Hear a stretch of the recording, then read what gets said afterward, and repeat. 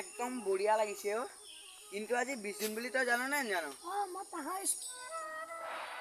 তেতিয়াহ'লে মই ফটোখন আনোগা আৰু তুমি ফুল আনিবাগে দেই। আমি তেওঁক আজি শ্ৰদ্ধাঞ্জলি জনাম।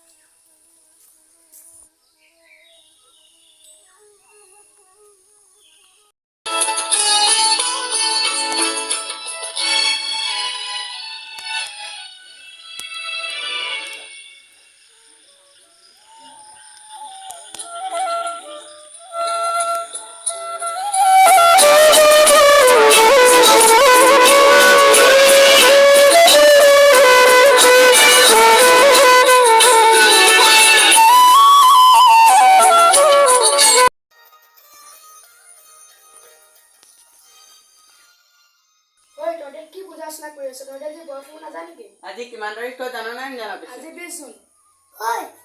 আজি যাম বিষ্ণু প্ৰসাদ ৰাভাৰ মৃত্যু তিথি বুলি তই জানা নে নাজানা? তই এইবোৰনো কথা কি জানিবি আৰু? তই মোবাইলৰ কি পাবজি ফ্ৰী ফায়াৰ সেইবিলাকে জানিবি তই আৰু? পিতৃৰ নাম আছিল গোপাল ৰাভা আৰু মাতৃৰ নাম আছিল গেঠি ৰাভা। তেখেতে যেতিয়া হিন্দু বিশ্ববিদ্যালয়ত পঢ়ি আছিল তেতিয়া তেখেতে শিৱৰ তাণ্ডৱ নৃত্য পৰিৱেশন কৰিছিল আৰু সেই তাণ্ডৱ নৃত্যত ডক্টৰ সৰ্বপল্লী ৰাধাকৃষ্ণন বিমুগ্ধ হৈ তেখেতক কলাগুৰু উপাধি দিছিল। আৰু সেই এজন মহান ব্যক্তি 1969 চনৰ 20 জুন তাৰিখে আমাক কন্দুৱাই পৰলোকলৈ গমন কৰে।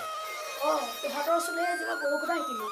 আজিৰ পৰা মই তহঁতৰ ওচৰলৈ আহি এইবোৰ কথাকে আলোচনা কৰিম। আমি ঘৰলৈ যাওঁ, ৰবেন্দা থাকা। তই আজিৰ পৰা এইবিলাক বেয়া খং এৰি পেলাই ভাল খঙলৈ আহিবলৈ যত্ন কৰিবি আৰু মোবাইলৰ ব্যৱহাৰ অতিকৈ কম কৰিবি।